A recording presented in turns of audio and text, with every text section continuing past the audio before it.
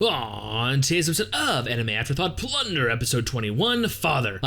Kids 300 years in the future grow up so fast. Now, I'm not gonna lie, today's episode was pretty hard to watch, not only thematically, but also aesthetically. Yeah, there were some really janky scenes in today's art and animation, a lot of off-character models. Now, I don't know if this is related to COVID. I don't know if they're gearing up for a more climactic, action-packed episode. I'm not 100% sure what's going on. I will give them a pass. They've been somewhat consistent throughout. I mean, it's not enough to deter me from the overall story when I can grasp on what's actually happening. But today, it was kind of hard to watch. Speaking of hard to watch, starting out today's episode is Licht is dead. Yep. As Hina, Lin, and Pele finally make it to the Doan and Licht battlefield that is now completely covered in rubble, they begin searching for their friend and eventually come across the lifeless body of Licht. Checking for its pulse, yeah, he's fucking dead. I mean, between you and me though, he's not really fucking dead. You cannot kill off a protagonist like this so fucking early on.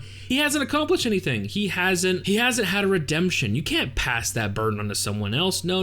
Somehow, Licht is obviously still in the picture. I mean, he's a fucking legendary ace, so my money's on him, pulling a resurrection well out of someone's ass. But of course, seeing your friend's lifeless body on the ground is not difficult enough. Now you're actually being ambushed by the SSU. Yes, they were lying in wait to capture the time-traveling rebels. And once again, it's time for our group to come face to face with Doan. But before we can get to, the interrogation, which does involve a lot of gravity-esque torture, let's cut back to jail. Now, he has finally made it to the royal capital and has decided to confront his father. Unlike what we've seen previously in the series, this time, Jail actually takes the opportunity to embrace a hug with Captain Allen. Yes, he admits he knows he's Captain Allen, and Captain Allen admits he knows, time traveling, Nana, basically everything. Now, while this does involve a comedic moment or two, it is quickly displaced by Jail's next action. He decides to challenge his adopted father to a star stake fight. But judging by the end of it, we see that there's maybe ulterior motives, something that maybe Jail has decided on long before this actual interaction. See, before the fight even begun, it all started with a certain question. Allen is surprised that Jail has finally made a friend, the kid who can't make friends, and he just hoped to God that it wasn't Licht Bach. Obviously, it is. Licht is his friend, and pushing his father away pretty much cements that. Getting back to the fight though, we see that it is a full-on battle. Jail is pulling no punches, summoning that giant fucking iron creature again. But Captain Allen, let's not forget, he's a legendary ace himself. He is the legendary ace, the ace of exploding strikes. With fire under his command, he is easily able to melt all of Jail's iron, as well as setting him ablaze, thus winning the star stake and taking a 4,999 points of his count, leaving him on the verge of the abyss. But Jail is able to stand up, with his convictions not swayed in the least, and actually comes to the realization, you can't kill me. And there's a reason. During this little scuffle, Allen decides to tell Jail a little story, the story of his early military life. Captain Allen had children. He had a son, he had a daughter, and once again we see that they were victims to what was going on old Earth. Now, it wasn't the starvation that actually killed them, because he was earning a living off the military. It was the fact that they actually had stuff to steal, and a father at the end of his ropes decided to take their lives in exchange for his own. And we see not only is this man visibly starved, but the child looks emaciated and just on the brink of death, and it makes it click in Jail's brain saying, you know what, you won't kill me. See, ever since that day back in the laboratory, you've known about Nana's power. You know that it came from the future. If you really wanted to, you could go back and save your children, but in doing so, I myself would never be born. You can't kill me. You won't kill me. The entirety of this fight basically wraps up with what Jail wanted in the beginning. As we see, half toasted on the floor is a resignation letter. Jail went into here wanting to be kicked out of the military so he wouldn't have a confliction between his duties and his own ideals. I think he wants to stand up and fight for his friend, fight with his friend. Now, I don't think it goes as far as completely destroying Alcia, but there needs to be a correct correction made, and if anyone is going to be able to do that, that's going to be Licht. But a nice twist to the end of this fight is Alan also knew what Jail's intentions were, preparing him a going away present, a nice little outfit, because I think he assumed that there was going to be a battle and an attempt to quote unquote quit but not go AWOL from the military. Now cutting back to our trio,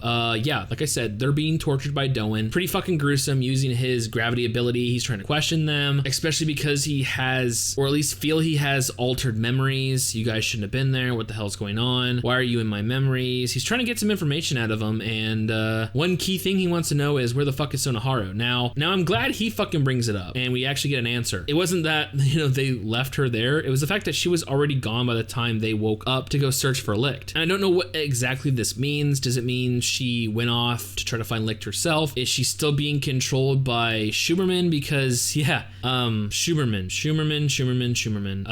Yeah, he shows up as, Doan is doing his interrogation.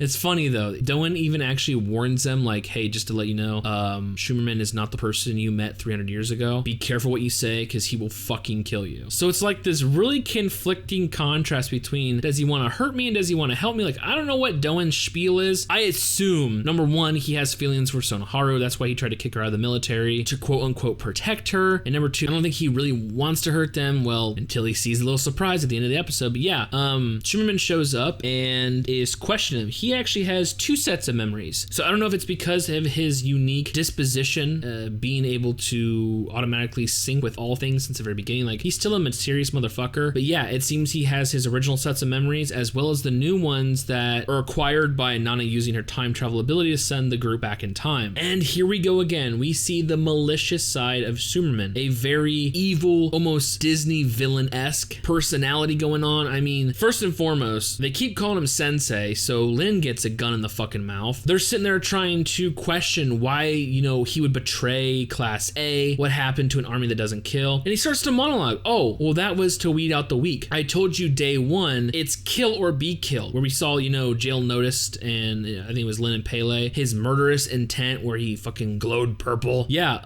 that was the real Schumerman. It was literally killed or be killed, and this whole was it was an entire fucking act. That's all he did, was to weed out the weak. And our trio is having a very tough time dealing with this. Obviously, some of them are upset. One in particular is getting pretty pissed off. So what does he decide to do at this point? Hey Doan, go ahead and administer an ace surgery. Excuse me? What? I didn't hear you quite clearly. You say you want to turn these people into aces? Obviously, they've condensed the procedure down to a pill form, or at least the new drug. I think, is it the same one that, fucked up Sonohara back at, the helicopter incident? He even goes so far as to say, you know what? Fuck genetics. Don't worry about blood tests. Let's just see what happens. I mean, it does bring up an interesting point, seeing how Hina is a biological offspring of an ace, aka, remember, it's Tokakaze. Wouldn't she have, the right DNA for this to be accepted? Could Hina become a legendary ace? I'm not 100% sure, but yeah, I don't want to, bet on it with her life, because I'm 99% sure this is a do or die type situation. Obviously, it doesn't make that far. Schumerman's gone. Doan steps up. He's pissed off as this SSU member is trying to force the drug onto Hina. He's having flashbacks of the Waste War and saying, you know what? Fuck you. You don't get to be a legendary ace without going through that traumatic experience. Fuck you. This is bullshit. And just gravities the shit out of this dude, and I think snaps his spine. It's pretty fucking gruesome. If they wanted to show some gruesome shit, they could, because a lot of these powers are pretty fucked up. But he even uses his gravity ability to eventually let the others go. He's like, fuck this, get out of here, I'm done. So like I said, it's really conflicting to know where his intentions lie and his overall motivation.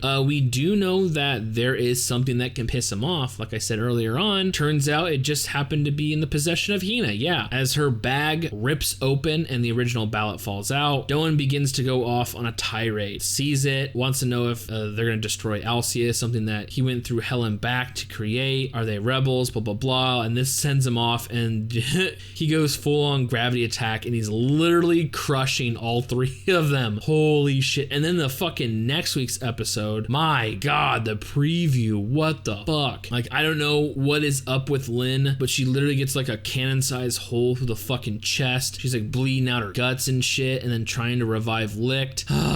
Wow. So like I said, overall, today's episode, while it, was a little subpar in the aesthetics, the overall atmosphere was there. We're getting to learn more about, the effects of time travel, that at least when it comes to Schumerman and a couple other people, they can feel they have altered memories. And in Schumerman's case, he actually has 2 different sets of memories. It's finally good to know that Schumerman is an evil motherfucker. Like, he tricked me. I honestly, I got tricked. I couldn't tell what his intentions were, but he laid it out right in front of the torture. Like, yo, I fucking tricked all of you. That was just a test to weed out the weak, and it did what it did. I got my legendary aces. I got licked to become the ultimate killing machine. Fuck y'all, I'm out. And he dips. Now, as far as Doan, I think there is a giant confliction in his personality. I understand the definition of tough love, but you gotta have some love in there, not just the tough. You're sending me mixed emotions. Do you want to help these people, or do you want to fucking kill them? You gotta make up your fucking mind. And obviously having that original ballot just fucking pop out was just the worst fucking timing imaginable, especially with 3 normies. Yeah, Pele and Lynn have some military training. What the fuck is Hina gonna do? She walks for a living. Come on. Where do we go from here? I don't know. I don't fucking know anymore. Like, I'm assuming due to, was it the intro or outro, we're gonna get a battle between Doan and Licht. Something,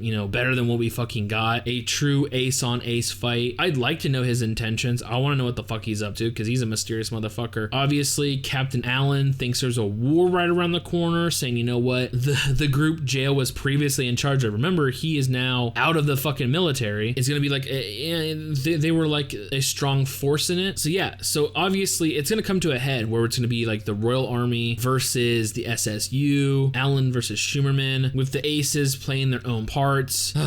Story has a lot of shit. Not gonna lie, this story has a lot of shit going on. So with all that being said, and more shit right around the corner, I cannot wait for future episodes.